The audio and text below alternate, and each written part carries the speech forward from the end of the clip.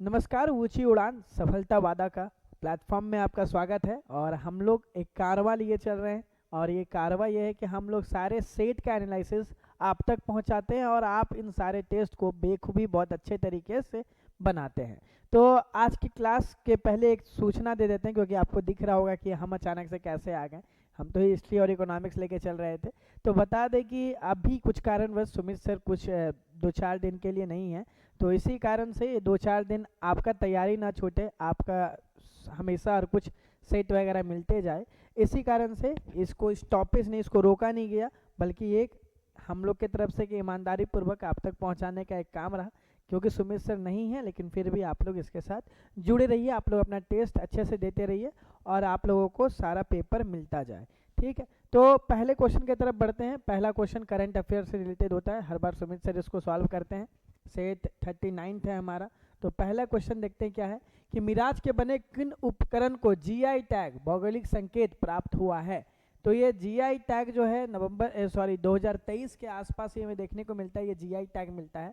और मिराज जो है, ये बता दें, मिराज महाराष्ट्र का बात किया जा रहा है, महाराष्ट्र का बात किया जा रहा है। और ये जो जीआई टैग मिल रहा है वो संगीत के क्षेत्र में मिल रहा है। इससे क्या हो रही है, उन चीज़ों की वाणिज्य मूल्य भी उनका बढ़ चुका है, वाणिज्य मूल्य भी उसका बढ़ चुका है। ये जो हम लोग दो चीज़ें को देखेंगे वो संगीत के क्षेत्र में क्या है देखते हैं। वायलिन या फिर गिटार, ढोलक या तबला, या फिर हमारा सितार और तानपुरा, या हारमोनियम और बांसुरी। तो बता दें ये 2024 लगभग मार्च में, ठीक है, मार्च 2024 में हमें देखने को मिलता है कि इसको जीआई टैग मिलता है। और वो आंसर क्या है, सितार और तानपुरा। महाराष्ट्र में मिराज के आसपास हमें देखने को मिलेगा कि मार्च 2024 में जीआई टैग इसको मिला है। और संगीत के क्षेत्र में वाणिज्य मूल्य में इन दोनों का बढ़त्व भी हमको देखने को मिलता है। भारत में पहला सेमीकंडक्टर संग्रहालय कहाँ शुरू किया गया है। सेमीकंडक्टर संग्रहालय बता दें 2025 में इसकी शुरुआत होती है। अक्टूबर 2025 में हमें ये देखने को मिलता है सेमीकंडक्टर की शुरुआत की गई है। और माना जाता है कहीं कहीं पे ये भी कि ये लगभग 12 अक्टूबर 2025 के आसपास हमें देखने को मिलता है। और हैदराबाद के क्षेत्र में ही ये राइट आंसर होगा। ठीक है, हैदराबाद में 12 अक्टूबर 2025 से पहला सेमीकंडक्टर संग्रहालय का शुरुआत किया गया है। इसरो के प्रमुख एस सोमनाथ द्वारा घोषित भारत में चंद्रयान 4 मिशन का मुख्य लक्ष्य क्या है, जिसे 2028 तक लॉन्च किया जाना है। बता दें ये जो लॉन्च होगा वो 2028 में होगा, लेकिन टारगेट है कि तकरीबन 2040 तक भारत चांद के जितने भी ऊपरी सतह में जो भी चीज़ें हैं उसको लेकर के, उस नमूने को लेकर के भारत पृथ्वी आया जाए और पृथ्वी में फिर उसका रिसर्च होगा। यही हमारा टारगेट है चंद्रयान 4 का। तो ये चंद्रयान 4 किसके ऊपर बात किया जा रहा है, लॉन्च किया जाना है, उसमें ऑप्शन आते हैं क्या कि चंद्रयान पर स्थायी मानव बस्ती स्थापित करना है। नहीं, हम बोले कि वहाँ जाएंगे सामान को लेके, फिर भारत आएंगे, फिर रिसर्च होगा। यही इनकी टारगेट है, 2040 तक का ये उद्देश्य रखा गया है, याद रखिएगा। तो चंद्रमा की सतह से चट्टानों और मिट्टी के नमूनों को एकत्र कर पृथ्वी पर वापस लाना, या चंद्रमा पे पानी की खोज, रोवर भेजना, सौरमंडल के अन्य ग्रहों का अध्ययन करना, ये सारा कुछ नहीं है। सही आंसर क्या है, चंद्रमा की सतह पर चट्टानों की और मिट्टियों के नमूने एकत्र करके फिर भारत लाना, और भारत में लाने के बाद फिर इसकी रिसर्च वगैरह सब कुछ चलेगी। आईपीएल से सवाल है, उम्मीद नहीं करते हैं कि कोई गलती किए होगे, क्योंकि ये तो आईपीएल का ही चीज़ है। तो इंडियन प्रीमियर लीग, जिसको हम लोग आईपीएल कह के पुकारते हैं, आईपीएल में सबसे अधिक शतक लगाने वाले कौन है। जब ये क्वेश्चन दिमाग में आता है तो सबसे पहले क्रिस गेल याद आ जाते हैं, क्योंकि क्रिस गेल बहुत ज़्यादा छक्का मारते थे। लेकिन यहाँ पर बोला जा रहा है कि किसने सबसे अधिक शतक मारा है। तो बता दें शतक हमारे ही कोहली भैया मारे हैं, ठीक है, किंग कोहली। ठीक, तो उनके लिए एक हार्ट वाला इमोजी जरूर भेज दीजिएगा। ठीक, तो यहाँ याद रखिएगा किंग कोहली इसका राइट आंसर होगा। किंग कोहली के द्वारा लगभग सबसे ज़्यादा शतक मारा गया, लगभग 8 शतक वो मार चुके हैं।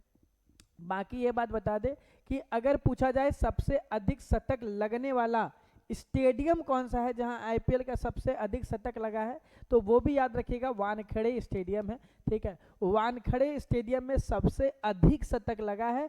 और लगाने वाले कौन है, हमारे विराट कोहली हैं। ये दो क्वेश्चन अगर कभी भी पूछा जाए तो आप अच्छे से इसका आंसर दे सकते हैं। हाल में ही रेलवे बोर्ड के नए अध्यक्ष किनको चुना गया है।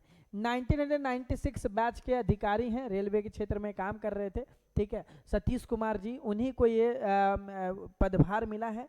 बैच 1996 के हैं, ठीक है, ध्यान रखना, बैच 1996 के हैं सतीश कुमार, और ये लगभग सितंबर में आकर के बनते हैं, सितंबर 2025 में आकर के तो आपके रेलवे बोर्ड के नए अध्यक्ष बनते हैं। तो आंसर क्या होगा हमारा, सतीश कुमार इसका राइट आंसर होगा, सतीश कुमार ही बन रहे हैं। हाल ही में किस संस्था ने शिक्षा और पोषण अच्छा खाना सीखे शीर्षक एक रिपोर्ट जारी की है? तो बता दिए मार्च में ये रिपोर्ट जारी हुआ है, ठीक है, मार्च में ये रिपोर्ट जारी हुआ है, और इसमें फ्रांस से ये हम लोग देखने को मिलते हैं कि इसकी लॉन्चिंग शुरुआत हो चुकी थी, फ्रांस देश से इसकी लॉन्चिंग शुरू हो गई है, और ये बच्चों के पास जा करके अच्छा पोषण ही हमारे लिए बहुत ज़रूरी है, ऐसी पहल करा रही हैं, ऐसे रिसर्च करा रहे हैं, ऐसे बारे में बता रहे हैं, जागरूक कर रहे हैं लोगों को, और ये जो कर रहे हैं वो यूनेस्को है। तो ध्यान रखना है, संयुक्त राष्ट्र, ठीक है, शैक्षिक जो है हमारी यूनेस्को, वही ये चीज़ करते हुए नज़र आ रही है, ठीक है, फ्रांस में, ध्यान रखना, फ्रांस से ये चीज़ की शुरुआत की गई है, और संयुक्त राष्ट्र शैक्षणिक विज्ञान और सांस्कृतिक संगठन यूनेस्को के द्वारा ये चीज़ कराया जा रहा है। मार्च 2025 से इसका पूरी खोजबीन चल रहा है, ठीक है, तो ध्यान रखना है इस चीज़ को भी। आगे बढ़ते हैं। हाल ही में इंग्लिश प्रीमियर लीग ने अपना ब्रांड एम्बेसडर किसे नियुक्त किया है? तो बता दें, ये जो इंडियन प्रीमियर लीग है, जिसको हम लोग ईपीएल कह के भी पुकारते हैं, ईपीएल जो है वो फुटबॉल के लिए प्रसिद्ध है, याद रखना, फुटबॉल जो मैच है, और भारत में क्योंकि फुटबॉल का उतना क्रेज नहीं है, या फिर हम लोग उतना ज़्यादा फुटबॉल मैच देखना पसंद नहीं करते हैं, तो भारत में फुटबॉल के लिए लोगों को जागरूक करना, लोगों के मन में ये जगवाना कि हाँ फुटबॉल भी एक गेम होता है, इसके लिए भारत ने, मतलब कि यहाँ पर इंडियन प्रीमियर लीग ने अपना ब्रांड एम्बेसडर संजू सैमसंग को नियुक्त किया है। संजू सैमसंग ही इसके ब्रांड एम्बेसडर है, ठीक है। ईपीएल के याद रखना है, ईपीएल जो है फुटबॉल संबंधित गेम है। हाल ही में यूनिफाइड पेंशन स्कीम कब से लागू किया गया है? तो यूनिफाइड पेंशन स्कीम जो है वो 1 अप्रैल 2025 से लागू किया है, बता दे, ठीक है। यहाँ पर सबको को पेंशन देने के जो ये बात की जाएगी वो 1 अप्रैल 2025 से इसकी शुरुआत की गई है, ये बात को ध्यान रखना है, ठीक है, जिसको हम लोग यूपीएस कह के भी पुकारते हैं, हमारे यूनिफाइड पेंशन स्कीम को यूपीएस कह के भी पुकारा जाता है। आते हैं विटनेस पुस्तक के लेखक कौन है? विटनेस पुस्तक के जो लेखक है, विटनेस पुस्तक के हालांकि बहुत सारे लेखक हैं, क्योंकि विटनेस एक ऐसा नाम है जो कि बहुत बार किताबों में देखने को मिला है, लेकिन यहाँ पर ऑप्शन में निधि तिवारी जो है वो पीएम की नई सचिव हैं, याद रखना है, सेक्रेटरी बनाया गया है, ये भी आईपीएस मतलब आईएफएस रही थी, उनके बाद अभी इनको बनाया गया है निधि तिवारी को, लेकिन यहाँ पर ऑप्शन में साफ तौर से क्या है, साक्षी मलिक इसके राइट आंसर होंगे। विटनेस पुस्तक की जो लेखक हैं वो साक्षी मलिक हैं। निधि तिवारी पे कंफ्यूज मत होइएगा, क्योंकि आप न्यूज़ में निधि तिवारी को देखे होंगे, लेकिन निधि तिवारी एक्चुअल में प्रधानमंत्री नरेंद्र मोदी की सेक्रेटरी बनी है, जो आईपीएस ऑफिसर थी, आईएफएस ऑफिसर पहले थी। आते हैं, हाल में किस खेल परिषद को भारतीय पैरालंपिक समिति में मान्यता मिली है? तो ये मान्यता जो है वो भारतीय दिव्यांग क्रिकेट परिषद को मिली है, तो इसका राइट आंसर सी नंबर होगा, 10वां नंबर का, कि भारतीय दिव्यांग क्रिकेट परिषद को इसकी ये मिली। आते हैं 11वें नंबर की तरफ, 11वां नंबर सवाल, हाल ही में राष्ट्रमंडल की 7वें सचिव कौन है? 7वें महासचिव कौन बने हैं? तो ध्यान रखना है, जो 7वें महासचिव हैं वो शार्ले अरवंकर बोचके जी बने हुए हैं, हाल ही में इन्हीं को नियुक्त किया गया है, तो इसका राइट आंसर हमारा क्या होगा, बी नंबर इसका राइट आंसर होगा। ये अप्रैल 2025 में बने हुए हैं, अप्रैल 2025 में, और इससे पहले जो है ये विदेश मंत्री भी रही हुई हैं, और विदेश मंत्री अफ्रीका क्या विदेश मंत्री थी, ठीक है, वहाँ से फिर यहाँ तक पहुँची हुई हैं शार्ले अरवंकर बोचके, ठीक है, ध्यान रखना, पहले पूर्व विदेश मंत्री हुआ करती थी, लेकिन अब जो है ये 7वीं महासचिव बनी है राष्ट्रमंडल की, ठीक है। आते हैं, हाल ही में वंदना कटारिया ने किस खेल से संन्यास लिया है? सबसे लंबे वर्ष तक कोई महिला अगर खेली हैं 15 वर्ष तक, तो याद रखना है 15 वर्ष तक हॉकी में खेलने वाली महिला, साथ ही साथ इन्होंने लंबे समय में सबसे अधिक महिला में हॉकी खेलने वाली जो महिला थी वही थी, ठीक है, वंदना कटारिया, और उन्होंने हॉकी से संन्यास लिया लगभग 15 साल खेलने के बाद, ठीक है, तो ध्यान रखना इसका राइट आंसर हॉकी होगा। वंदना कटारिया हॉकी से संबंधित है, इस चीज को भी ध्यान रखिएगा। हाल में ही केंद्र ने वित्तीय वर्ष 2025-26 का जो वित्तीय वर्ष आया उसमें मनरेगा, मनरेगा मतलब महात्मा गांधी राष्ट्रीय ग्रामीण रोजगार गारंटी योजना के तहत मजदूरी दरों में कितनी की वृद्धि की है? तो बता दें ये 339 रुपये था, इसको बढ़ा करके 370 रुपये किया गया है नए आर्थिक नीति के हिसाब से। इसलिए इसका राइट आंसर क्या होगा? इसका राइट आंसर होगा बी नंबर।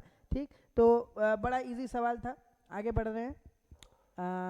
हाल ही में किस राज्य ने कुंभ कोमन पान के पत्ते और थावरोलाई फूल माला को भौगोलिक संकेत दिया गया है? बता दें ये जो पान है ये तंजौर के आसपास हमें देखने को मिलता है। ये जो ये पान जो लगता है ये तंजौर के आसपास लगता है, और हमारा जो थावरोलाई फूल माला है ये कन्याकुमारी के पास लगता है। इसलिए याद रखिएगा ये किनको मिला होगा? कर्नाटक को नहीं, ये मिलेगा तमिलनाडु को, क्योंकि हमारा कन्याकुमारी तमिलनाडु क्षेत्र में देखने को मिलता है। इसलिए इसका राइट आंसर क्या होगा? तमिलनाडु इसका राइट आंसर होगा। इसका राइट आंसर तमिलनाडु होगा। ये जो पान के पत्ते और फूल की माला है उस जीआई टैग तमिलनाडु को मिला है। 15वें नंबर पे आते हैं। भारतीय रिजर्व बैंक के कौन डिप्टी गवर्नर नहीं है? देखिए सीरीज जो टी रविशंकर और पूनम गुप्ता रही हुई हैं, टी रविशंकर भी रहे हुए हैं, सरीश चंद्र मुर्मू भी रहे हुए हैं। एम राजेश्वर राव जो है वो नहीं है, तो ध्यान रखिएगा इसके डिप्टी जो गवर्नर जो बने हुए हैं वो हमारे एम राजेश्वर राव नहीं बने हुए हैं, तो ए नंबर इसका राइट आंसर होगा। आते हाल ही में किस राज्य केंद्र शासित प्रदेश में महिलाओं को मुफ्त बस सेवा शुरू की गई है? जहां महिलाओं को मुफ्त बस सेवा दी जा रही है वो जम्मू कश्मीर है। वहाँ महिलाओं को कोई पैसा नहीं लग रहा है अगर वो पब्लिक ट्रांसपोर्ट कर रही हैं तो। ऐसा इसलिए किया जा रहा है ताकि महिलाएं भी घर से बाहर निकले, उनको भी मौका मिले और वो भी बाहर निकले, उनको कोई आर्थिक तंगी ना आए। ठीक है, हाल ही में किस मेट्रो रेल निगम ने यात्रियों की सुविधाओं के लिए पौंड होटल की शुरुआत की है? तो पौंड होटल की शुरुआत जो है दिल्ली मेट्रो के द्वारा की जा रही है। ठीक है, इसलिए इसका आंसर दिल्ली होगा। पुरुष हॉकी एशिया कप 2025 दक्षिण कोरिया को 4-1 से हरा करके, मतलब भारत ने 4 पॉइंट लाया था और दक्षिण कोरिया ने मात्र 1 पॉइंट लाया, और इसी कारण फिर वो आगे बढ़ करके भारतीय टीम जो है वो हॉकी वर्ल्ड कप भी खेलने के लिए जाएगी। ये सारे चीज़ हमारे भारत का नाम बहुत ज़्यादा गौरव करती है। इसलिए ये जो एशिया कप के विजेता रहे हैं दक्षिण कोरिया को हरा करके भारत बनी है, तो ध्यान रखिएगा इसका भारत राइट आंसर होगा। 19वें नंबर की तरफ बढ़ते हैं। हाल ही में ड्रग और हथियारों की तस्करी को रोकने के लिए ड्रोन रोधी प्रणाली कहाँ पे लाई गई? तो ये पंजाब और पाकिस्तान के बॉर्डर में लगाया गया है, ताकि ये जो है आपका ड्रोन रोधी प्रणाली, ताकि ड्रग्स और हथियार लेन देन ना हो पाए। पंजाब और पाकिस्तान सीमा पे लगाया गया है, यहीं पे सी नंबर में छिपा हुआ आंसर था। ठीक है, तो ये सारी चीज़ें ध्यान रखनी है। 20वें नंबर की तरफ बढ़ते हैं। हाल ही में 22 अप्रैल को मनाया गया पृथ्वी दिवस का थीम क्या था? हमारी शक्ति हमारा ग्रह या ब्रह्मांड, बात वही है। ठीक है, हमारी शक्ति और हमारा ग्रह या हमारा ब्रह्मांड, यही हमारा थीम था जब इस समय में हम लोग पृथ्वी दिवस को मनाए थे। 21वां नंबर से जो सवाल है वो ज्योग्राफी और पॉलिटिकल साइंस का है, जो इस बार भर मनोज सर आपके साथ लेकर के चलेंगे, और बहुत ही जल्द आई थिंक 2-3 सेट के बाद ही हम लोग सुमित सर के साथ मिल जाएंगे, और फिर सुमित सर वैसे ही शुरुआत करेंगे। बस आपकी पढ़ाई ना रुके, आपको सेट का एनालिसिस मिलते रहे, इसीलिए हमको आना पड़ा। और अभी 20 से 21 से फिर आपको मनोज सर आगे लेके चलेंगे। थैंक यू, लेकिन अपने पढ़ाई को यूं ही कंटिन्यू रखिए और अपने सेट को यूं ही बना करके एनालिसिस करते रहिए। धन्यवाद।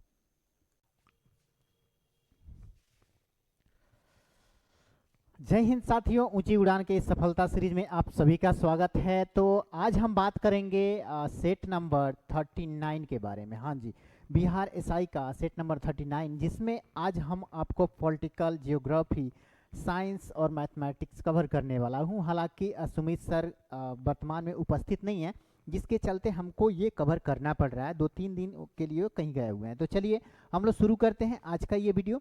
क्या क्वेश्चन 21 नंबर क्या कह रहा है? छोटे बर्फीले पिंडों का एक सपाट वलय जो वरुण ग्रह की कक्षा के बाहर सूर्य की परिक्रमा करता है वो क्या कहलाता है? तो ये बात कर रहा है किसकी? तो आपको पता होगा 8 टोटल ग्रह हैं। ठीक है, अगर शुरू से बात करें, बुध, शुक्र, पृथ्वी, मंगल, उसके बाद बृहस्पति, शनि, अरुण और वरुण। वरुण जो पड़ता है सबसे लास्ट में पड़ता है, और उसके बाद क्या है? तो उसके बाद ही ये छोटे बर्फीले पिंडों का एक सपाट वलय पाया जाता है, जिसको हम जानते हैं क्वीपर पड। कीपर पट के नाम से हम लोग जानते हैं। अगर बात करें क्षुद्र ग्रह पट्टी, तो ये किसके बीच पाया जाता है? तो ये मंगल और बृहस्पति के बीच पाया जाता है क्षुद्र ग्रह पट्टी। तो ये पूछता भी है क्षुद्र ग्रह पट्टी किन दो ग्रहों के बीच पाया जाता है, तो क्षुद्र ग्रह मंगल। ये क्या होता है? ये थोड़ा ठोस होता है, ठीक है, कंकरेली टाइप का होता है, लेकिन ये बर्फीला होता है, ध्यान रखिएगा। सूर्य से जितना दूर कोई भी ग्रह है वो दूर जाने के बाद हालांकि वो धीरे धीरे बर्फीला हो ही जाता है। अब बात कर लें नेक्स्ट क्वेश्चन का, तो 610 नहीं, यहाँ 1610 होना चाहिए। क्या पूछ रहा है? 1610 के आरंभ में किसने अपने नए आविष्कृत दूरबीन से पता लगाया कि बृहस्पति के 4 उपग्रह हैं? तो दूरबीन का आविष्कार हालांकि गैलीलियो के द्वारा 1610 ईस्वी में किया गया था। 1610 ईस्वी में गैलीलियो के द्वारा पहली बार क्या किया गया था? तो दूरबीन का आविष्कार किया गया था। तो हमारा सही ऑप्शन ये हो जाएगा। गैनीमीड का नाम सुने होंगे, बृहस्पति का सबसे बड़ा उपग्रह है वो है गैनीमीड, उसका भी पता इसी के तहत लगाया गया था, ठीक है। तो उन चारों ग्रहों को संयुक्त रूप से गैलीलियो ग्रह भी कहा जाता है, तो इसलिए ये महत्वपूर्ण क्वेश्चन हो जाता है। आगे की बात कर लेते हैं नेक्स्ट क्वेश्चन का। तो नेक्स्ट क्वेश्चन यहाँ जोहान्स केपलर का नाम आया है, तो जोहान्स केपलर का नाम आता है ग्रहों के गति का नियम उन्होंने ही दिया था, ठीक है। अब बात कर लेते हैं यहाँ पे नेक्स्ट क्वेश्चन हमारा है 23 अंतः उष्णकटिबंधीय अभिसरण क्षेत्र ITCZ inter tropical convergence zone, ठीक है, किस महीने में लगभग 20 अंश नॉर्थ से लेकर 25 अंश नॉर्थ अक्षांश गंगा के मैदान के ऊपर, जो हमारा गंगा का मैदान है उसके ऊपर पर स्थित होता है। तो यहाँ पे बात करें अगर मई की, तो मई के महीनों में जो ITCZ है वो आगे के तरफ उत्तर के तरफ बढ़ना शुरू करता है। मई के महीनों में स्टार्ट करता है, जून में बढ़ता चला जाता है, लेकिन जुलाई में ये अपने अंतिम छोर पे पहुंचता है और वहीं पे जाके ये क्या करता है, तो उत्तर से और दक्षिण से आने वाली हवाएं आपस में टकराती हैं उसी स्थान पे, जिसको हम लोग क्या कहते हैं, तो इंटर ट्रॉपिकल कन्वर्जेंस जोन कहते हैं, ठीक है। तो ये कब होता है? तो जुलाई के महीने में होता है, जिस वक्त जो सूर्य होता है अपने अंतिम छोर पे रहता है, ठीक है, उसी के दौरान, तो जुलाई के महीने में ये घटना होती है।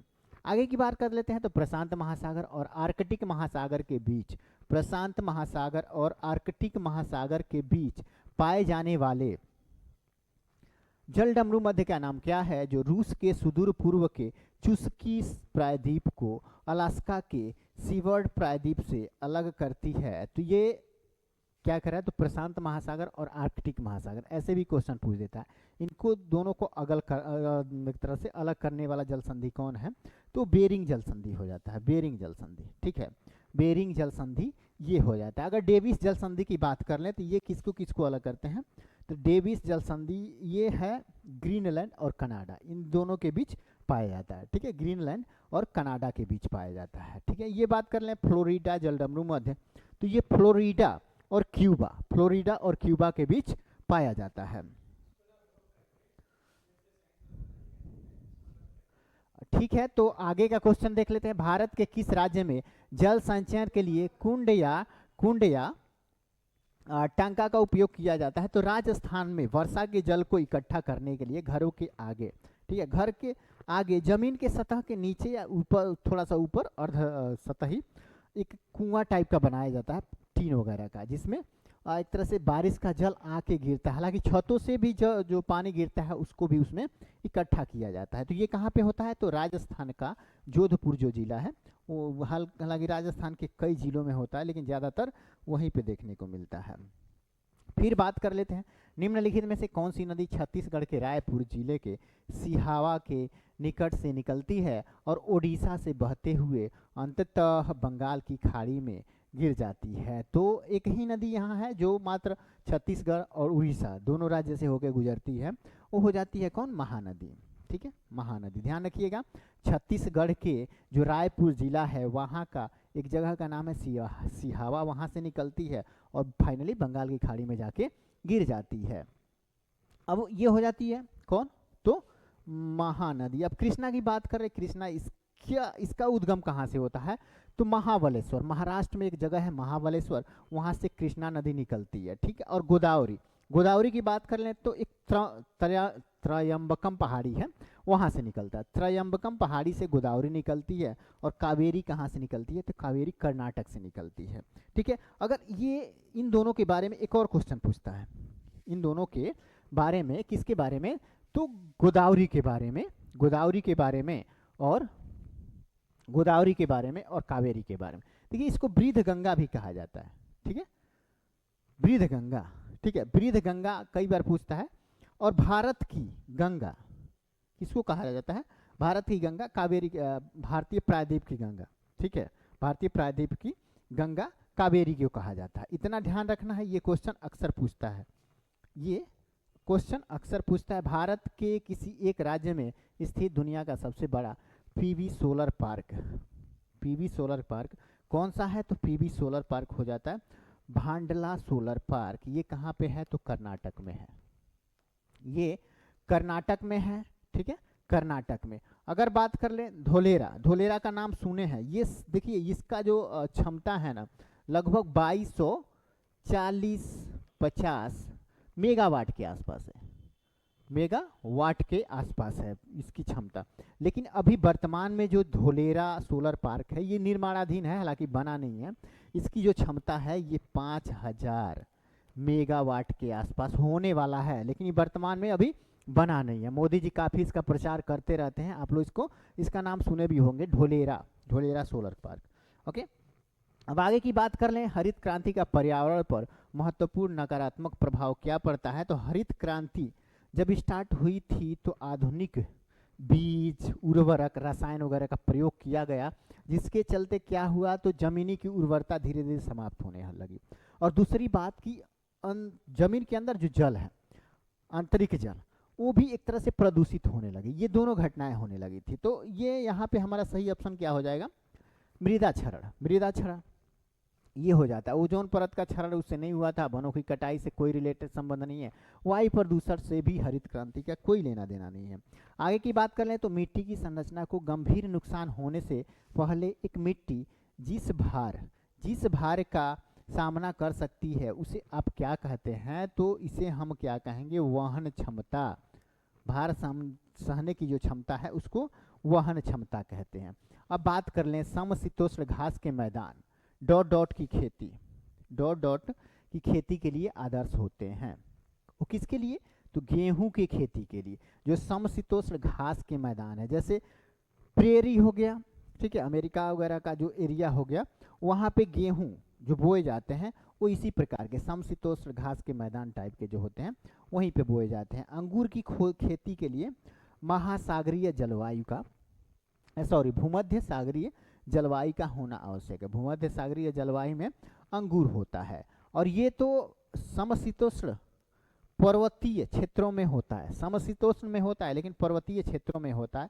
इसके लिए तो उष्ण और आर्द्र वाला जलवायु आवश्यक होती है।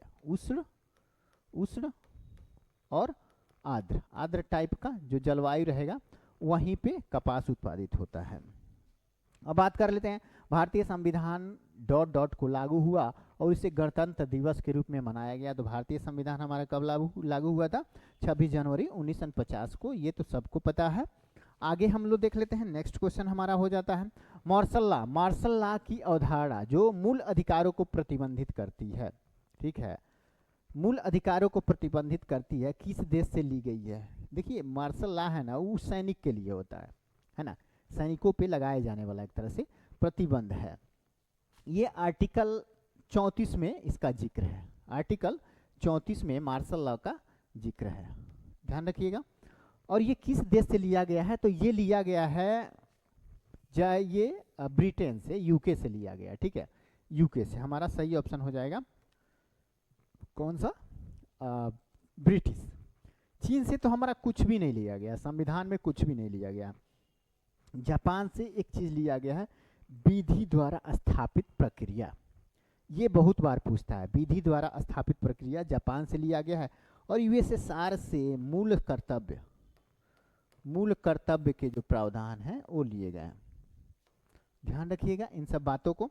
आगे हम लोग देख लेते हैं, भारत के संविधान का कौन सा अनुच्छेद किसी राज्य सरकार के कामकाज के संचालन से संबंधित है तो ये कौन सा हो जाता है, तो ये हो जाएगा अनुच्छेद और 166, ये उससे संबंधित। अगर बात करें अनुच्छेद 164 की, तो इसके द्वारा, ठीक है, जो मंत्री वगैरह होते हैं, मंत्री मुख्यमंत्री, उन लोगों का शपथ ग्रहण, ठीक है, नियुक्ति, ये सब से संबंधित इसमें प्रावधान दिए गए हैं और यही दोनों सबसे महत्वपूर्ण हो जाता है। आगे की बात कर लें तो भारतीय संविधान के 42वें संशोधन, जिसको हम लोग क्या कहते हैं, मिनी कॉन्स्टिट्यूशन कहते हैं, लघु संविधान संशोधन। भारतीय संविधान के 42वें संशोधन 1976 में कहा गया है कि भारत एक राष्ट्र है, ठीक है। भारत क्या है, तो यहाँ पे देखिए तो धर्मनिरपेक्ष राष्ट्र है, धर्मनिरपेक्ष, ठीक है, अखंडता, धर्मनिरपेक्ष और भी वर्ड उसमें जोड़े गए थे। तो धर्मनिरपेक्ष यहाँ पे, पूंजीवादी तो कहा नहीं गया है, कुलीन तंत्र कहा नहीं गया है, कुलीन कहा नहीं गया, धर्मवादी, अखंडता, समाजवाद, ठीक है, 3 शब्द देखने को मिलता है। धर्मनिरपेक्ष एक हो जाता है अखंडता और एक हो जाता है क्या, तो सामाजिक, ठीक है, ये हो जाता है। धर्मनिरपेक्ष, अखंडता और सामाजिक शब्द जोड़े गए थे। भारत के संविधान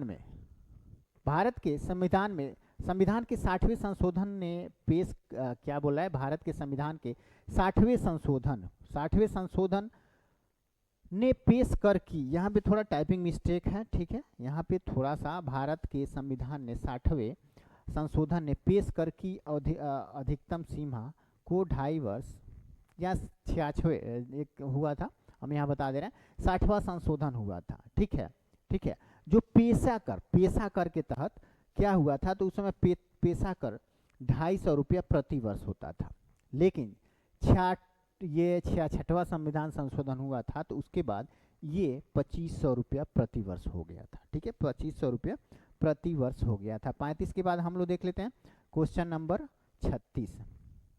क्वेश्चन नंबर 36 देख लेते हैं, हमारा 36 है, निम्नलिखित में से कौन सी भारत के संविधान के तहत प्रदान किए गए मौलिक कर्तव्यों की विशेषता नहीं है, तो कौन सा नहीं है, कर्तव्य तत्कालिक यूएसएसआर से प्रेरित है। तो मौलिक कर्तव्य यूएसएसआर से लिया गया है, अभी कुछ देर पहले हम लोगों ने डिस्कस किया। कर्तव्य प्रकृति में गैर न्याय संगत होते हैं, हालांकि ये भी एक तरह से सही है। कर्तव्य विधि द्वारा प्रवर्तनीय है, ठीक है, प्रवर्तनीय मतलब एक तरह से लागू किया जा सकता है, तो कोई जरूरी नहीं है कि लागू अनिवार्य रूप से किया ही जाए, ठीक है। तो ये ऑप्शन सी सही नहीं होगा, बाकी सही होगा। कर्तव्यों का उद्देश्य देश को सुरक्षित रखना, हालांकि इसी के उद्देश्य से ये अपनाया गया था, उसमें ये भी दिया गया है। 11 तरह के मौलिक कर्तव्य उसमें दिए गए हैं, जिसमें ये सब उसका उद्देश्य है, लेकिन कर्तव्य विधि द्वारा प्रवर्तनीय है ये नहीं है। अब देख लेते हैं, डॉट के कारण नागरिकों के साथ धर्म, जाति और लिंग के आधार पर भेदभाव नहीं किया जा सकता है, तो ये किसमें है, तो आर्टिकल 15 में।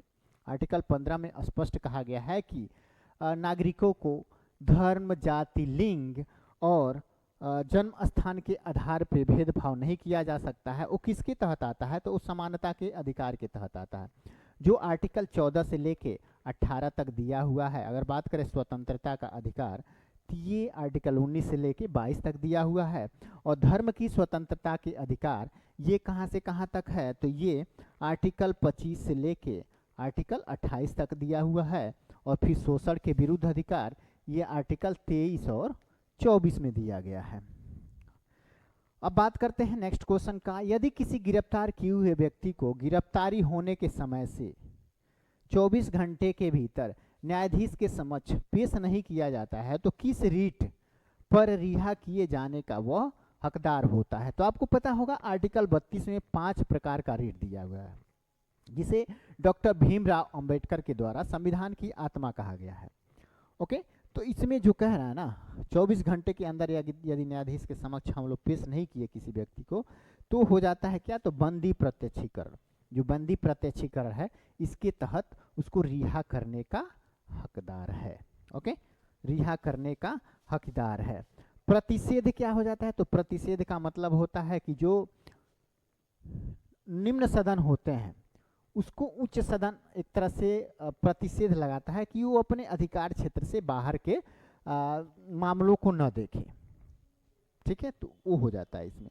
अधिकार परीक्षा क्या है, तो जैसे कि क्या होता है कि हम कई पुलिस वाले या कई अलग अलग विभाग के अधिकारी होते हैं जो लगभग उनका स्पेशल कार्य दिया गया है कि ये आपको करना है, उसके अलावा भी अन्य कार्यों पे वो अपना हक जताते हैं। और लोगों को, जैसे कि क्या होता है, कांस्टेबल को ड्राइवरी लाइसेंस जांच करने का अधिकार नहीं है, लेकिन कई बार रास्ते में रोक रोक के वो लोगों का ड्राइवरी लाइसेंस जांच करता है। तो अगर इस टाइप का मामला आता है तो जो ये अधिकार परीक्षा के तहत उसको सुप्रीम कोर्ट में केस किया जा सकता है। ओके, परम आदेश का मतलब है कि सरकारी जो अधिकारी हैं वो सही से कार्य नहीं कर रहे हैं तो सुप्रीम कोर्ट या ये क्या कहते हैं, उच्च न्यायालय और सर्वोच्च न्यायालय दोनों रीट जारी करके आदेश उसको दे सकते हैं कि अपने कर्तव्यों का सही से निर्वाह कीजिए। आगे की बात कर लें तो निम्न में से किस व्यक्ति को दूसरे राष्ट्रीय न्यायिक वेतन आयोग सेकेंड नेशनल जुडिशियल पे कमीशन का अध्यक्ष नियुक्त किया गया है, तो न्यायमूर्ति पीवी रेड्डी को 2017 में हालांकि नियुक्त किया गया था। उसी समय ये गठित हुआ था ये आयोग, ठीक है, तो उसी समय नियुक्त किया गया था। आगे की बात कर लेते हैं हम लोग नेक्स्ट क्वेश्चन की। तो अर्चना भारत में लोकसभा चुनाव लड़ना चाहती है, ठीक है, वह अधिकतम कितने निर्वाचन क्षेत्रों से चुनाव लड़ सकती है, तो ये कोई भी व्यक्ति जो निर्वाचन एक तरह से, जैसे आपने राहुल गांधी को सुना होगा, उन्होंने 2 क्षेत्रों से 2019 या 2024 वाला चुनाव 2 क्षेत्रों से लड़ा था। तो 2 से अधिक नहीं लड़ा जा सकता है, ठीक है, 2 से अधिक क्षेत्रों से नहीं लड़ा जा सकता है, 2 क्षेत्र से लड़ सकते हैं। विधानसभा का चुनाव हो या लोकसभा का चुनाव में ये कर सकते हैं। आगे हम लोग देख लेते हैं। तो आगे बैंकिंग किससे संबंधित है, तो अर्थशास्त्र से संबंधित है। तो यहाँ से आप लोग को आदित्य सर कराएंगे, ठीक है, और अभी हम लोग साइंस और मैथमेटिक्स कवर करने वाले हैं। नमस्कार साथियों, उच्च उड़ान के इस प्लेटफॉर्म में आपका स्वागत है, जहां एक सफलता वादा का एक सिद्धांत लिए हम लोग चल रहे हैं। आप लोग बड़े मेहनत के साथ क्वेश्चंस बनाते हैं और हम लोग उसका बस एनालिसिस करके आप तक पहुंचाते हैं, और उम्मीद है कि आप लोग ये इस चीज़ को बहुत ही ईमानदारी पूर्वक के साथ कर रहे होंगे। अभी हम लोग सेट 39वां का सवाल कर रहे हैं, और 41वां नंबर सवाल जो अर्थशास्त्र से संबंधित है, उस सवाल को एक बार ही थोड़ा देख लेते हैं कि वस्तु विनिमय अधिनियम 1934 के तहत, सच बात है 1934 के तहत, अब ये 2 सवाल बन रहा है, ध्यान देना है। वस्तु विनिमय अधिनियम 1934 के तहत रिजर्व बैंक की स्थापना की गई थी। अगर सवाल बनता है कि रिजर्व बैंक की स्थापना किस अधिनियम के तहत हुई है, तो बैंकिंग विनियम अधिनियम 1934 के तहत 1935 में रिजर्व बैंक की स्थापना की गई। स्थापना रुपये की पूंजी के साथ की गई थी। कितने रुपए पूंजी के साथ? पहला सवाल तो हम बता दिए कि कौन सा अधिनियम के तहत, तो इस अधिनियम के तहत। दूसरा सवाल, कब बना था RBI, reserve bank of India, कब बनी थी? 1 अप्रैल 1935 को बना है। तीसरा सवाल, राष्ट्रीयकरण कब हो गया था? तो भैया 1 जनवरी 1949, ठीक है, 1939, ठीक है, 1949, ठीक है, 1949, 1 जनवरी 1949 को इसकी स्थापना की गई थी। कितने रुपए के साथ की गई थी? तो 5 करोड़ के साथ की गई थी, ठीक है। तो सवाल बहुत सारा था, बड़ा ही इजी सवाल, बहुत ही अच्छा सवाल हमें देखने को मिलता है।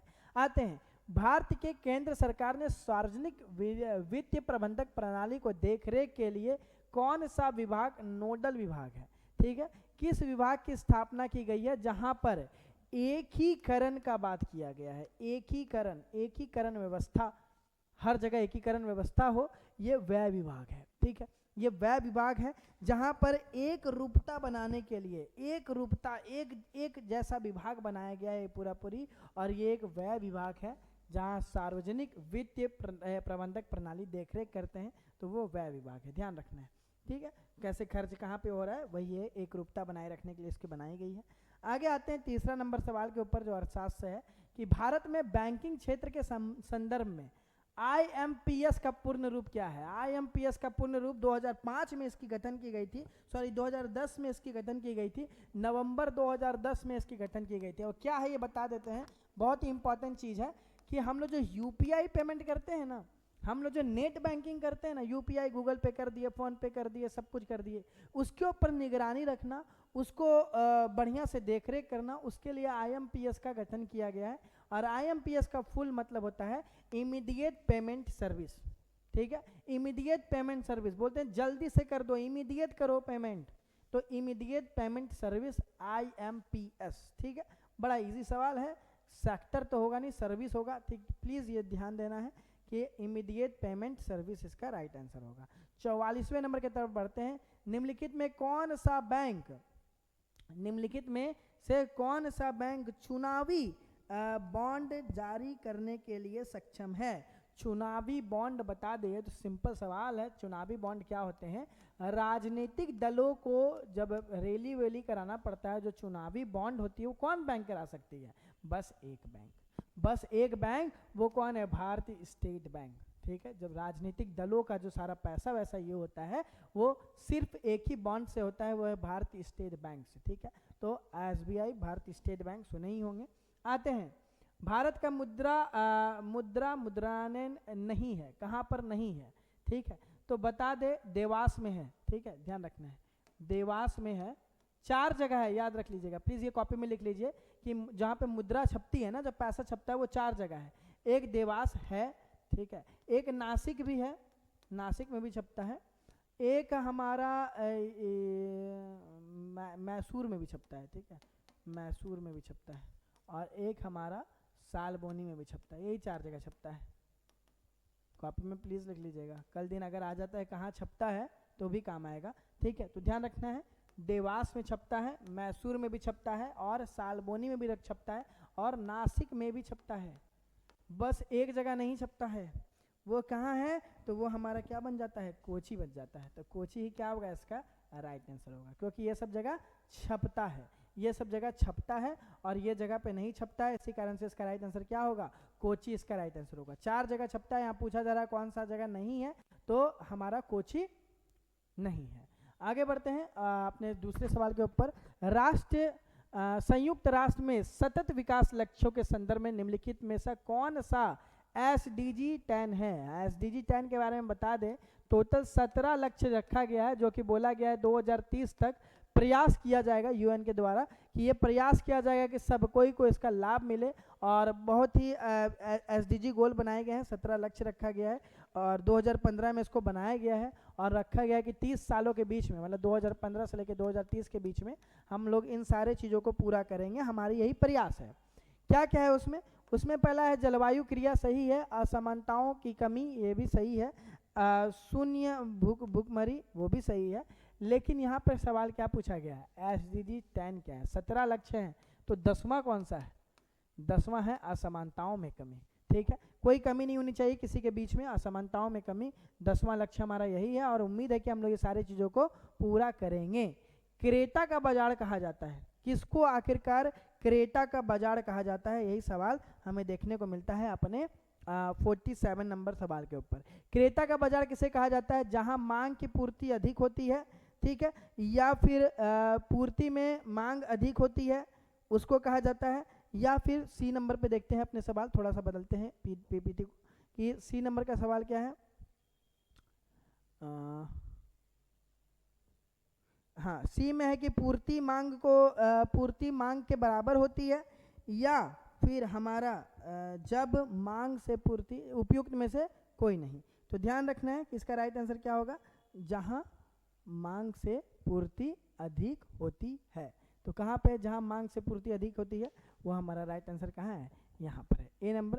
क्रेटा का बाजार क्या कहलाता है? जहां मांग से पूर्ति अधिक होती है, इसका राइट आंसर क्या होगा? A नंबर हो जाएगा। सॉरी, थोड़ा सा ये इधर उधर थोड़ा ये हो गया, इसी कारण से हम लोग ऐसे हो गए, ठीक है, मतलब नहीं मिल पाया। उसका राइट आंसर A नंबर होगा, हमको बार पेज चेंज करना पड़ रहा था। 48 नंबर सवाल पे आते हैं। 48वां नंबर सवाल क्या है? तो 48वां नंबर है पूर्ति पक्ष, ठीक है। पूर्ति पक्ष के बारे में बताना है। पूर्ति पक्ष जो सवाल है वह है पूर्ति पक्ष अर्थशास्त्र अधिक जोर किस पर देता है? अधिक जोर वो देता है उपभोक्ताओं के दृष्टिकोण पर, कि उपभोक्ताएं क्या सोच रहे हैं, क्या कर रहे हैं, उन्हीं की दृष्टि पे पूरी जानकारी रखता है। रैले आयोग 1902 को सुधारने के लिए सिफारिश करने के लिए नियुक्त किया गया था।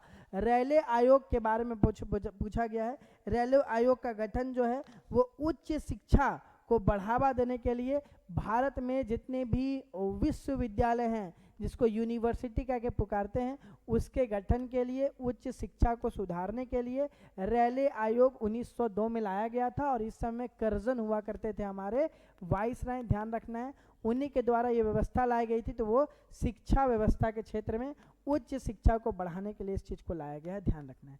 शिक्षा व्यवस्था इसका राइट आंसर होगा। ठीक है, आगे बढ़ते हैं 50वें नंबर की तरफ। भारत में खनन का भंडारण किसे कहा जाता है? तो ये जो है खाद का, ठीक है, खदनानन का मतलब जहाँ पे खाना वाना सब चीज़ जमा रहते हैं। 1965, ठीक है, 1965 के आसपास इसका गठन किया गया है। और इसका राइट आंसर क्या होगा?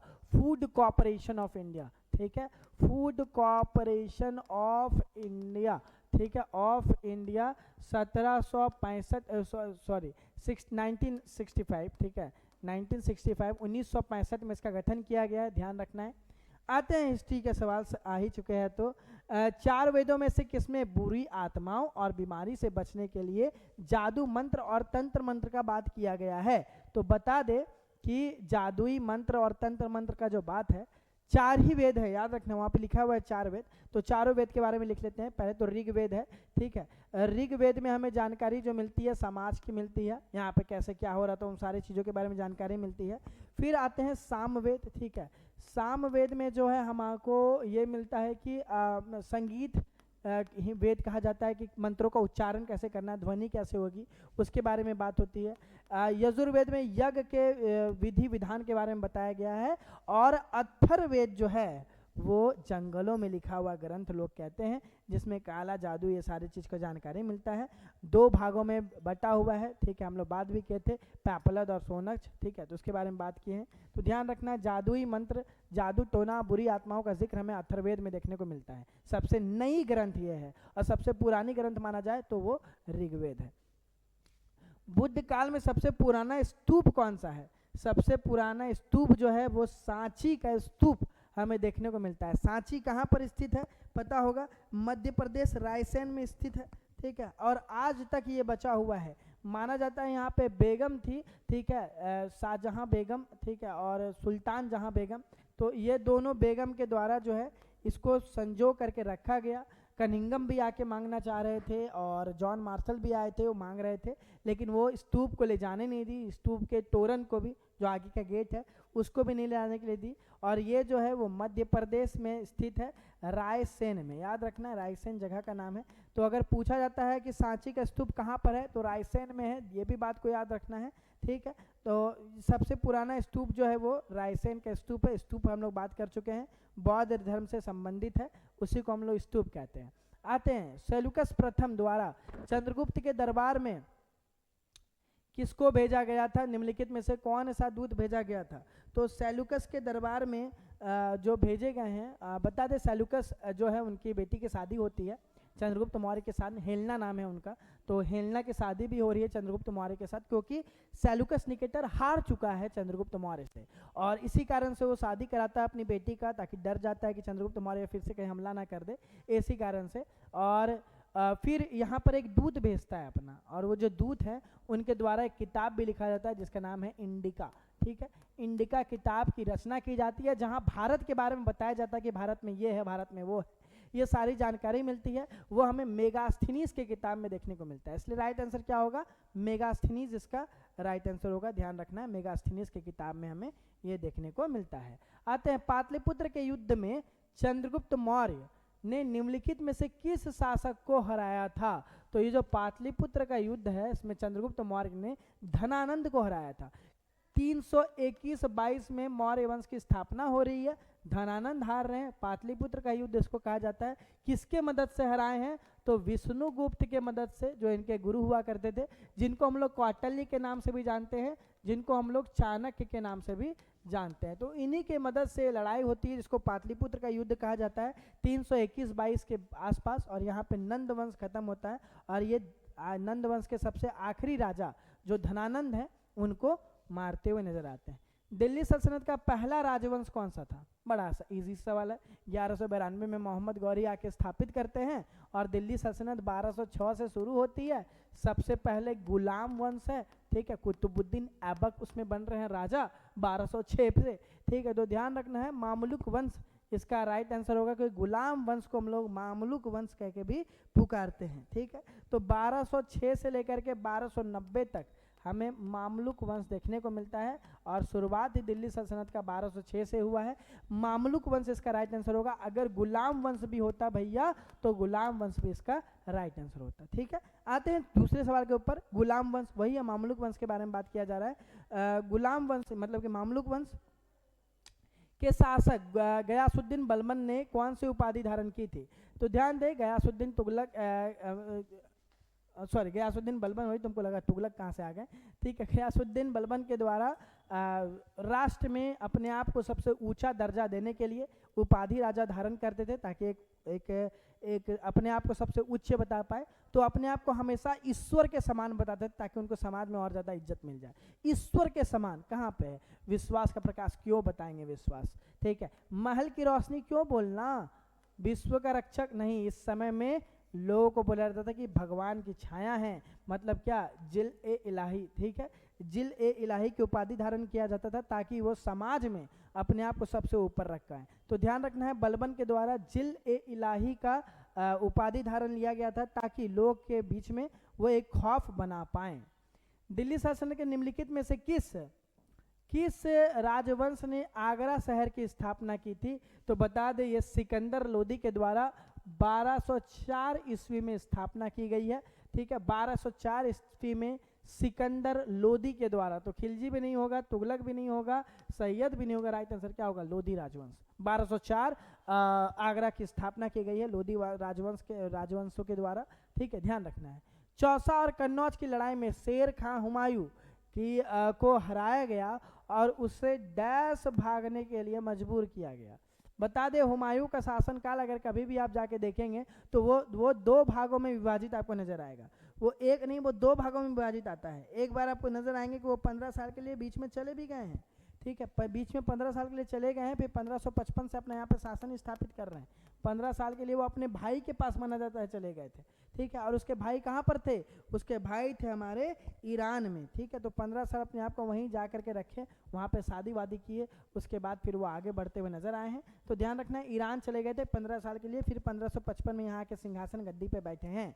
निम्नलिखित में से किस भारतीय सरकार की ओर से अफगानिस्तान के मामलों में हस्तक्षेप करने के लिए त्रिपक्ष संधि पर हस्ताक्षर किया गया? त्रिपक्ष संधि के बारे में बता दे, एक जरा सा सुन लीजिएगा। त्रिपक्ष संधि के बारे में हम लोग बात कर रहे हैं। ये रणजीत सिंह, 3 पक्ष है ना, 3 लोग हैं, रणजीत सिंह, शाह सुजा, ठीक है, शाह सुजा। तो रणजीत सिंह, शाह सुजा और ब्रिटिश अधिकारी, ये तीनों लोगों के द्वारा संधि किया गया है ताकि अफगानिस्तान में जा करके बैठा जाए, शाह सुजा को गद्दी में बैठाया जाए। इसी कारण से ये पूरा बात चल रहा है। और ये जो हमारे राइट आंसर होंगे वो लॉर्ड ऑकलैंड होंगे 1838 ईस्वी में सॉरी 1838 ईस्वी में शाह सुजा प्लस रणजीत सिंह और हमारे कौन हो गए? एक हमारे हो गए शाह सुजा, रणजीत सिंह और लॉर्ड ऑकलैंड, ये तीनों के द्वारा ये संधि साइन की गई है, ध्यान रखना है। तो ये तीनों हमारा राइट आंसर होगा। आगे बढ़ते हैं दूसरे सवाल की तरफ। हाँ, भारत में ईसाई धर्म परिवर्तन के लिए आसान मानने के लिए कौन सा कानून पारित किया गया था?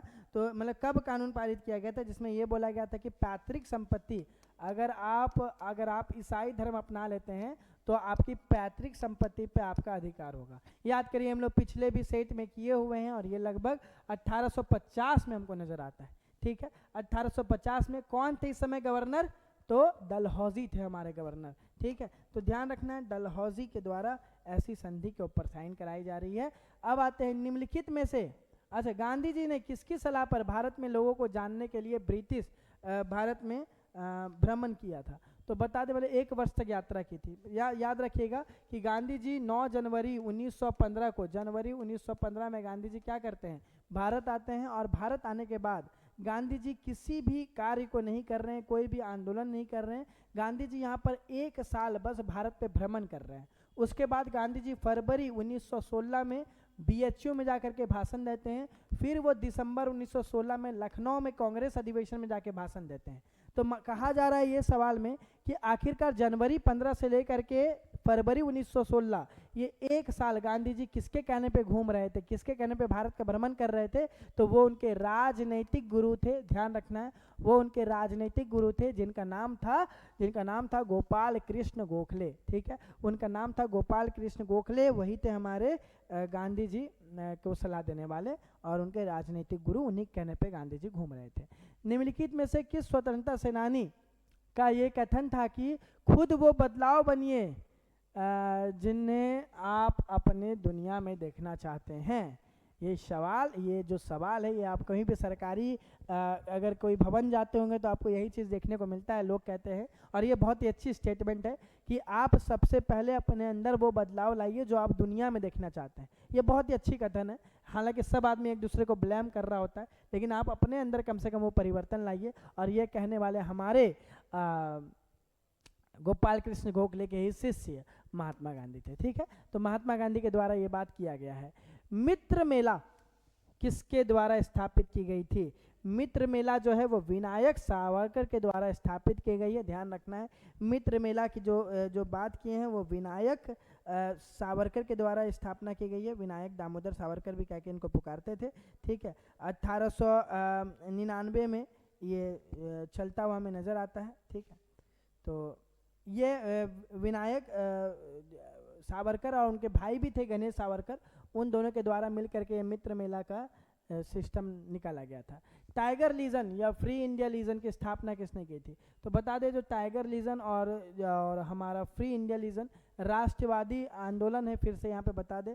और ये राष्ट्रवादी आंदोलन की जो स्थापना है वो सुभाष चंद्र बोस के द्वारा, जब द्वितीय विश्व युद्ध चल रहा था तभी टाइम उसकी स्थापना की गई थी, ठीक है। तो सेकेंड वर्ल्ड वार जब हो रहा था, जब द्वितीय विश्व युद्ध हो रहा था, तभी टाइम सुभाष चंद्र बोस के द्वारा इसकी स्थापना की गई थी। आते हैं 1927 में गांधी मंदिर प्रवेश आंदोलन किनके द्वारा शुरू किया गया था? तो ये जो शुरुआत है वो भीमराव अंबेडकर के द्वारा किया गया था, क्योंकि भीमराव अंबेडकर दलित से आते थे और उनके द्वारा बहुत ज़्यादा चीज़ों को देखा गया था, वो बहुत ज़्यादा प्रताड़ित हुए थे। इसी कारण से मंदिर प्रवेश आंदोलन जो है वो भीमराव अंबेडकर के द्वारा इसकी शुरुआत की गई है। ध्यान रखना, इसका राइट आंसर क्या होगा? भीमराव अंबेडकर इसका राइट आंसर होगा।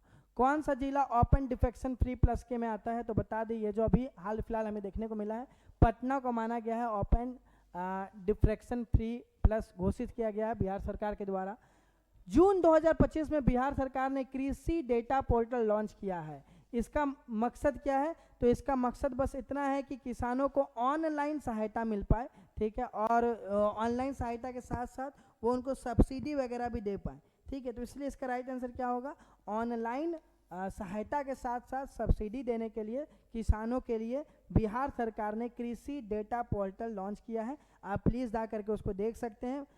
अगर किसी किसानों को समझाना चाहें तो आप उनके ज़रिए भी उनको समझा सकते हैं। आते हैं 68 नंबर सवाल के ऊपर कि जून 2025 में बिहार ने किस जिले को सौर चलित सिंचाई परियोजना शुरू किया है? तो वो पटना में ही सौर चलित योजना शुरू की गई है, ठीक है। ये भी हमारे बिहार की राजधानी पटना को रखा गया है। बिहार में कौन सा नृत्य कुंवारी लड़कियों द्वारा किया जाता है और वो विवाह गीत नृत्य है? ये जो है वो हमें देखने को मिलेगा कि हमारे मिथिला साइड में ये बहुत ही ज़्यादा प्रचलित है, और ये जो डांस है वो झिझिया डांस कह के पुकारते हैं, ठीक है। मिथिला साइड ये डांस की जाती है, ध्यान रखना है। नवरात्रि के समय में ये डांस ज़्यादातर देखने को मिलेगा, तो ये से झिझिया डांस कह के पुकारा जाता है। अभी हम लोग इतना ही दूर करेंगे, उसके बाद अच्छा 17वां नंबर का सवाल बच ही गया है, ये भी हमारे ही पोर्शन में आता है। उसके बाद आपको मनोज सर लेकर के चलेंगे। 70 नंबर का सवाल है, छठ पूजा के दौरान पहला अर्घ कब दिया जाता है?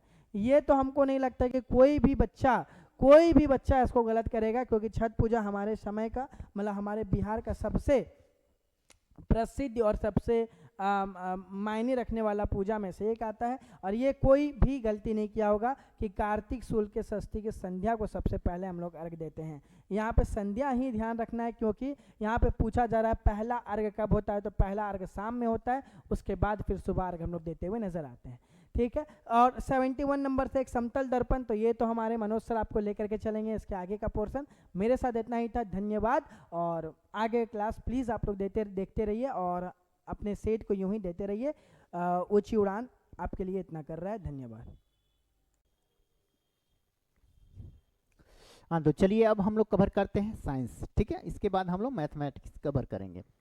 हमारा साइंस का क्वेश्चन नंबर 1 और इस सेट का क्वेश्चन नंबर 71 क्या कह रहा है कि एक समतल दर्पण पर आपतित किरण 30 अंश का कोण बनाती है, तो परावर्तित कोण क्या होगा। ठीक है, तो यहाँ पे क्या होता है, कोण आई बराबर कोण आर। ठीक है, ये स्मॉल वाला रहता है आई, कोण आई बराबर कोण आर रहता है, यानी आपतित कोण और परावर्तित कोण दोनों बराबर होते हैं। तो ये 60 कोण, आपतित किरण का 60 कोण है तो परावर्तित भी 60 ही होगा, तो ऑप्शन बी सही हो जाएगा, ऑप्शन बी सही हो जाएगा। अब देख लेते हैं मृग तीसरा उदाहरण है। मृग तीसरा अक्सर देखिएगा, जो रोड पे चलते हुए कभी कभी ऐसा लगता है कि दूर, जैसे हम लोग गाड़ी से चल रहे हैं रोड पे, है ना, 4 व्हीलर से, बहुत कुछ दूर पे ऐसा लगता है कि वहाँ पे पानी पड़ा हुआ है, पानी जैसा एक तरह से लगता है कि वहाँ पे कुछ पानी गिरा हुआ है ऐसा, लेकिन नज़दीक पे जाते हैं तो गायब हो जाता है, तो वही मृग तीसरा टाइप का होता है। ठीक है, या रेगिस्तान वगैरह में जाइएगा तो ऐसे ही कुछ चीज़ें चमकती हुई दिखेगी वहाँ पे, लेकिन पास जाने पे वो नज़र नहीं आती है। वो किसके कारण होता है, तो मृग तीसरा, उसी को कहते हैं, वो पूर्ण आंतरिक परावर्तन के कारण होता है, टोटल इंटरनल रिफ्लेक्शन के कारण होता है। ठीक है, अब नेक्स्ट क्वेश्चन की बात कर लें 73 का। 73 क्या कह रहा है, तो किसी अपारदर्शी वस्तु का रंग उस रंग के कारण होता है जिसे वह क्या करता है, तो परावर्तित करता है। जैसे कि देखो, सेव लाल सेव लाल इसलिए दिखता है क्योंकि लाल सेव अन्य रंगों को ऑब्जर्व कर लेता है और सिर्फ लाल को वहां से परावर्तित करता है, और वो किरण आके हमारे आंखों पे पड़ती है, जिसके चलते वो लाल दिखता है। ठीक है, मतलब सेव का रंग लाल नहीं है, कहने का मतलब है सेव का रंग लाल नहीं है, वो लाल दिखता है क्योंकि उस पर 7 किरणें पड़ती है, उसमें से 6 किरणों को वो ऑब्जर्व कर लेता है सेव, और एक किरण जो लाल होता है उसको परावर्तित करता है, इसलिए वो हमें लाल दिखाई देता है। ठीक है, तो परावर्तित करता है। साइंस का अलग ही थ्योरी होता है, ठीक है, जो कुछ हम लोग के एक तरह से सोच से अलग होता है। अब देख लेते हैं आमतौर पर सुरक्षा फ्यूज लगाने, आमतौर पर सुरक्षा फ्यूज लगाने के लिए प्रयोग होने वाली तार किस पदार्थ की बनी होती है, तो फ्यूज तार जो होता है टीन और शीशे का मिश्र धातु होता है। ये निम्न गलनांक का होता है, निम्न गलनांक इसके होते हैं, इसके निम्न गलनांक होते हैं, अधिक तीव्रता का वोल्टेज आता है तो ये गल जाता है। ठीक है, अब बात कर लें विद्युत चुंबकीय प्रेरण के नियमों का उपयोग निम्न में से किसको बनाने में उपयोग किया जाता है, तो विद्युत चुंबकीय। ठीक है, ये विद्युत चुंबकीय प्रेरण के नियमों का उपयोग निम्न में से किसको बनाने में किया जाता है, तो ये जनित्र जो होता है, ठीक है, इसको बनाने में किया जाता है। ओके, नेक्स्ट क्वेश्चन हमारा हो जाता है, नेक्स्ट क्वेश्चन कि ऐसे परमाणु जिनके परमाणु क्रमांक समान है परंतु परमाणु द्रव्यमान भिन्न होते हैं तो क्या कहलाते हैं, तो परमाणु क्रमांक जिसका समान है और परमाणु द्रव्यमान भिन्न है वो समस्थानिक कहलाएगा। लेकिन वहीं अगर इसके विपरीत हो जाए, परमाणु द्रव्यमान समान हो और परमाणु क्रमांक भिन्न हो तो क्या हो जाएगा, संभारिक हो जाएगा। संभारिक को हालांकि कई नामों से जानते हैं, आइसोबार भी, हालांकि संभारिक को ही आइसोबार कहते हैं, या संभारिक को ही समदाविक भी कहते हैं। ठीक है, समदाविक भी, तो कई तरह से, बस मीनिंग सबका एक ही रहेगा, नाम बदल के ऑप्शन में डाल देता है। अब बात कर लेते हैं ब्रह्मांड प्रसारित हो रहा है, यह प्रमाण सर्वप्रथम किसने दिया था, तो देखिएगा 600 ईसा,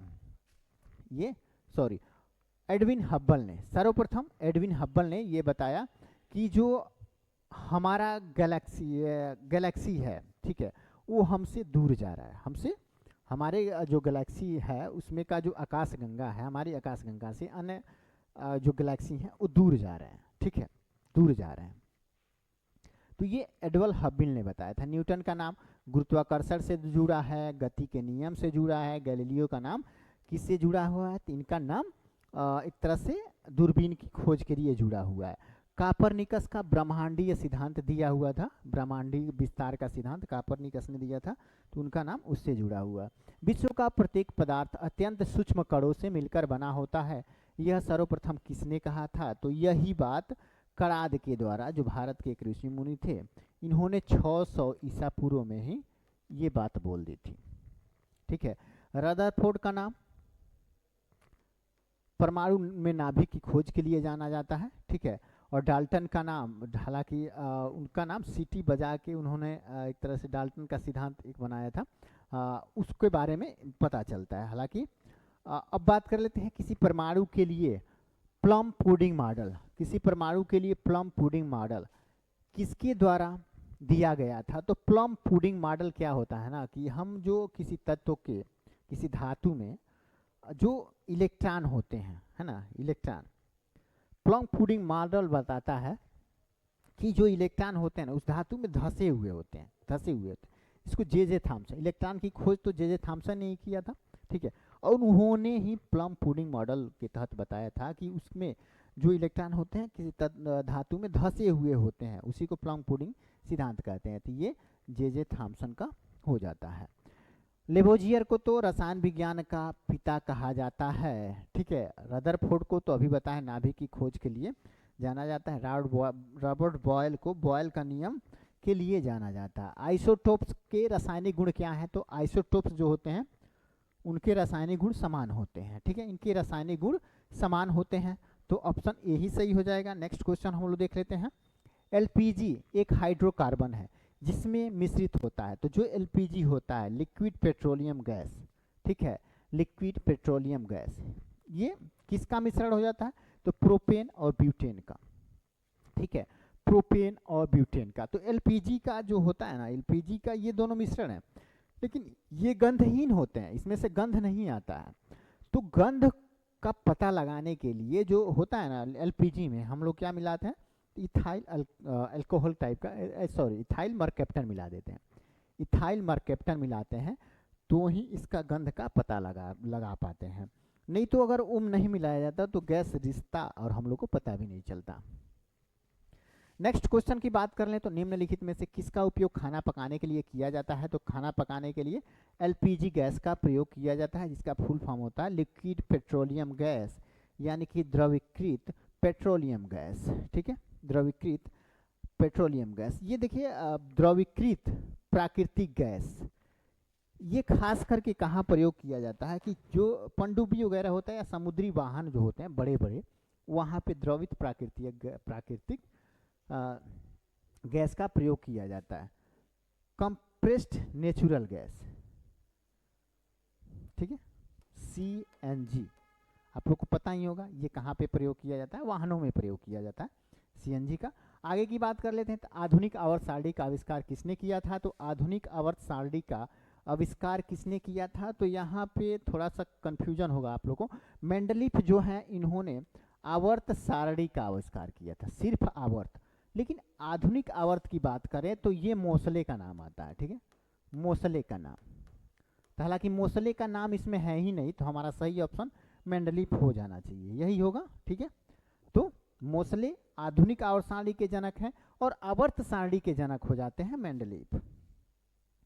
फिर बात कर लेते हैं सोडियम बाइकार्बोनेट।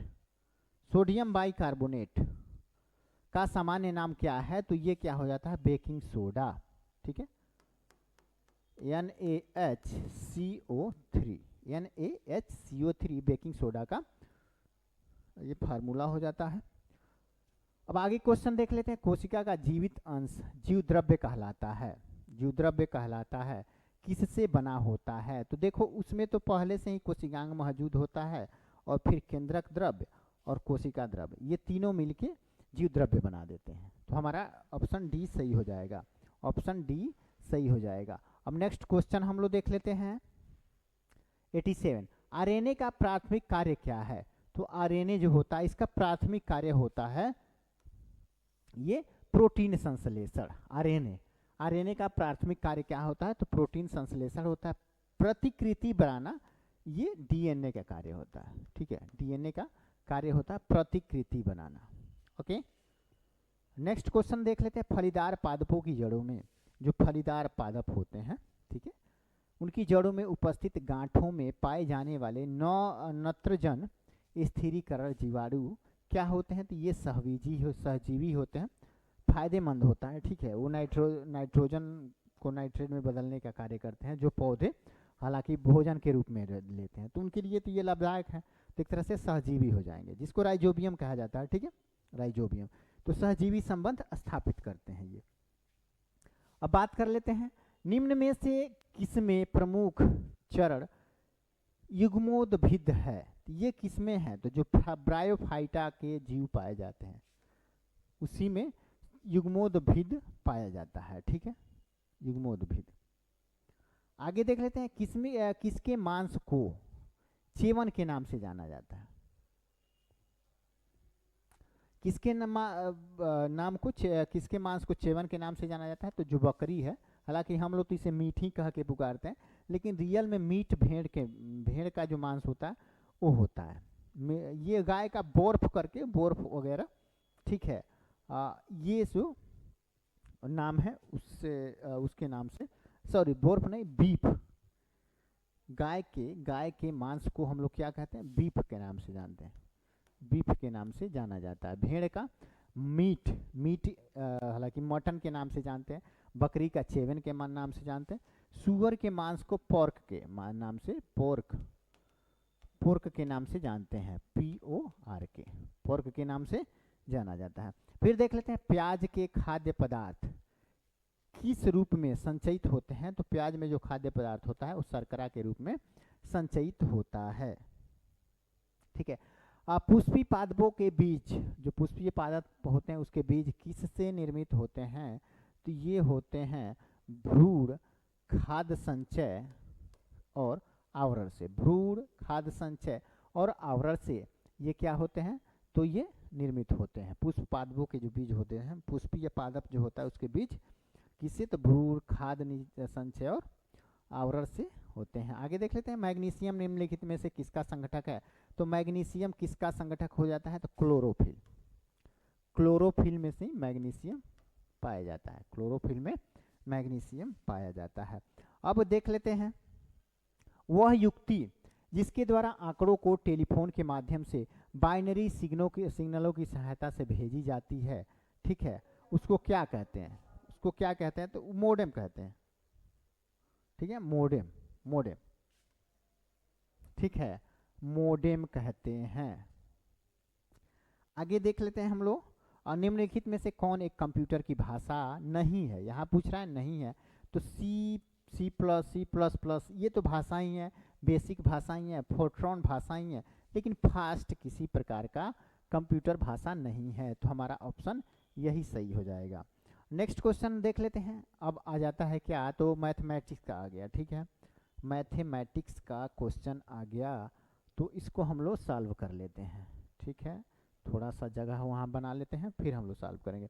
चलिए, यहाँ क्या दे रहा है? एपी का क्वेश्चन। यदि किसी एपी के 11वें पद का उसके 18वें पद से अनुपात 2:3 है, रेशियो यहाँ देखना है, सबसे ध्यान उसी पे, 2:3। किस कंडीशन में? 11वां पद और 18वें पद का अनुपात, तो इन दोनों के बीच अंतर कितना हो जाता है? देखिए फार्मूला से थोड़ा लंबा हो जाता है, हम शॉर्ट में बता रहे हैं। 11 और 18 के बीच अंतर 7 का हो जाता है, और रेशियो में इसका अंतर 1 का हो जाता है। तो कह सकते हैं कि 1 बराबर 7, तो यानी 2 बराबर क्या हो जाएगा? 14 और 3 बराबर 21, यानी 11वां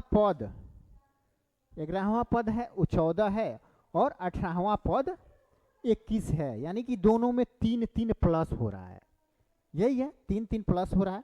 तो अब क्या कह रहा है कि उसके पहले 5 पदों के योग, पहले 5 पद, तो 5 पद में 3 जोड़ते जाएंगे, पहले 5 पदों में 3 जोड़ते जाएंगे, तो पहले 5 पद एक में 3 जोड़ेंगे तो 4 हो जाएगा, फिर 5 6 7 8 ये हो गया, ठीक है। और प्रथम 10 पद तो 1 से ही शुरू करेंगे 10 तक, तो 1 + 3 4 से शुरू करेंगे, 4 5 6 7 8 9 10 4 3 7 11 12 13 ये हो गया, है ना। इन पदों के योग के अनुपात पूछ रहा है, योग के। अब इसको जोड़ लेंगे, इसको जोड़ लेंगे, और इसको रेशियो में देख लेंगे कि कौन सही है।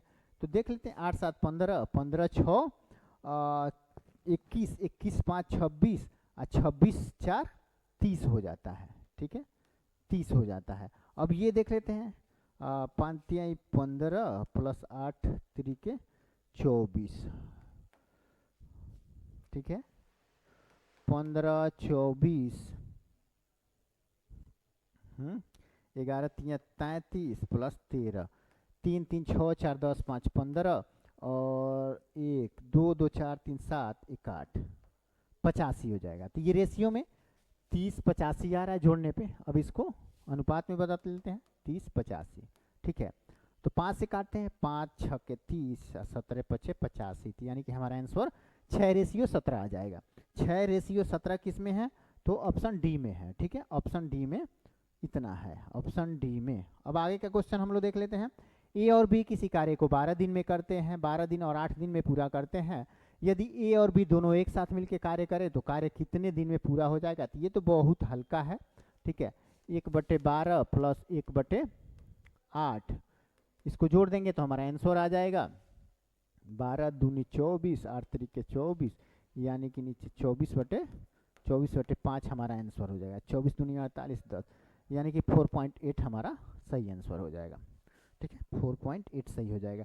नेक्स्ट देख लेते हैं। यदि ए का 15% बी का 25% रेशियो में है, ठीक है, रेशियो समान अनुपात समानुपात है, इसको कैसे सॉल्व करते हैं अनुपात समानुपात को? तो मान लीजिए ए संबंध है बी समानुपात सी संबंध है डी, ऐसे रहता है। तो इन दोनों को गुणा कर देंगे, फिर इन दोनों को गुणा करके इक्वल टू कर देते हैं, ठीक है। तो यही करना है हम लोग को। ए का 15%, ठीक है, ए का वैल्यू क्या है? ए का 15%, 15/100 हो गया, यही 15% हो गया। ए का और डी से अनुपात है, डी 11 है, ठीक है, डी 11 है, तो गुणे 11 कर देते हैं, इक्वल टू बी का 25%। तो बी और सी को एक साथ लाके गुणा यहाँ करेंगे, तो बी का कितना है? 25/100 गुणे सी का वैल्यू 8 दिया हुआ था। अब काटेंगे तो वैल्यू आ जाएगा। यहाँ ये ए है, ध्यान रखिएगा, ये ए है और ये बी है। अब कट करते हैं, ठीक है। 100 से ये 100 खत्म हो गया, ओके। 5 से ये 5 बार में कटेगा, ये 3 बार में कटेगा, ठीक है। अब नहीं लगता कोई कटने वाला है। तो अब देखो, ए का वैल्यू निकालने के लिए इधर जितना गुणा करने पे आ रहा है वो हो जाएगा, बी का वैल्यू निकालने के लिए इधर जितना गुणा कर रहे हैं वो हो जाएगा। तो इधर 8/40 हो गया, तो ए का 40 हो गया और बी का 11 3 33, 11 3 33, तो 40 संबंधित 33 किस में है? तो ऑप्शन डी में है, ऑप्शन डी में है। अब 99 नंबर क्वेश्चन क्या कह रहा है? 30 संख्याओं का औसत 55 है। 30 संख्या जो है उनका औसत 55 है। और क्या कह रहा है कि पहले 15 संख्या का औसत क्या बता रहा है? 51 बता रहा है। और अंतिम 12 संख्या का औसत कितना बता रहा है? तो 56 बता रहा है। और फिर क्या कर रहा है कि 68 74 और शेष 3 संख्याओं का औसत निकालना है, ठीक है। यहाँ 15 और 12 27 का तो यहाँ दे दिया, लेकिन टोटल 30 निकालना है, 3 गो बचा हुआ है, तो उसका निकाल लेते हैं हम लोग। 15 का में 15 के 5, 15 × 5 = 75, 1 76, 12 × 6 = 72 और 12 × 5 = 60 और 7 67। इसको जोड़ लेते हैं, 5 2 7 6 6 12 13 के 3 7 7 14 1437, 1437 तो यानी कि 27 संख्याओं का योग आ गया। ये टोटल 30 संख्या का है, तो 0 5 3 15 है, 5 3 15 1 16 ये हो गया, ठीक है। 1437 इसमें से घटा लेते हैं, 1437 37 इसमें से घटा देंगे तो 10 में से 7 जाए 3, 4 बचेगा यहाँ पे, तो 4 में से 3 जाए 1, और फिर यहाँ पे 213 बच रहा है। ठीक है, 213, ये तो 3 संख्या का योग हो गया 213, प्लस इसमें 2 अंक और जोड़ना है। वो क्या जोड़ना है? तो वो जोड़ना है क्या? तो 68 और 74। क्या जोड़ना है? 68 प्लस 74। ठीक है, 8 4 12 3, 15 के 5, और 6 7 6 13 14, 1 15 के 5, 2 1 3, 355 यहाँ आ रहा है। और इस अब क्या करेंगे? 3 2 5 से इसको भागा दे देंगे। 5 7 35 और 5 एकम में 5, 71 हमारा सही आंसर आ जाएगा। 71 हमारा सही आंसर आ जाएगा, ऑप्शन ए सही हो जाएगा। ठीक है, यहाँ बच्चे कंफ्यूजन हो जाते हैं। जैसे यहाँ शेष 3 जो उसमें से बच रहे हैं उसका, और 2 अलग से और है, इनको लास्ट में इन सबको जोड़ के फिर औसत निकालना रहता है, यही कंफ्यूजन थोड़ा सा हो जाता है। नेक्स्ट क्वेश्चन लास्ट देख लेते हैं। गीता, लता और माधुरी की आयु का अनुपात इतना इतना है। यदि उनकी औसत आयु 42 वर्ष है तो लता की आयु क्या ज्ञात करना है। तो लता बीच वाली है। ठीक है, अब देख लो, इनका औसत आयु 42 है, तो 42 तिहाई कितना हो जाएगा? 3 दूनी 6 और 4 तिहाई 12, 126 हो जाएगा। और फिर 6 5 11 और 11 3 14, गुणे सबसे बीच वाला कौन है? तो 6 लता है, तो लता का वैल्यू 6 दिया है। बस इसको कट कर देंगे, हमारा आंसर सही हो गया। 14 9 126, 9 चौको 36, 36 कहाँ है? 36 36 सॉरी 9 6 के 54, 54 यहाँ पे है। ठीक है, 54 हमारा सही आंसर आ गया। तो इस तरह आज का हमारा डिस्कशन समाप्त होता है। अगर आप लोगों को ये वीडियो अच्छा लगा हो तो प्लीज़ लाइक शेयर और सब्सक्राइब जरूर कीजिए। मिलते हैं नेक्स्ट वीडियो में, तब तक के लिए सभी को ta-ta bye bye, thanks for watching.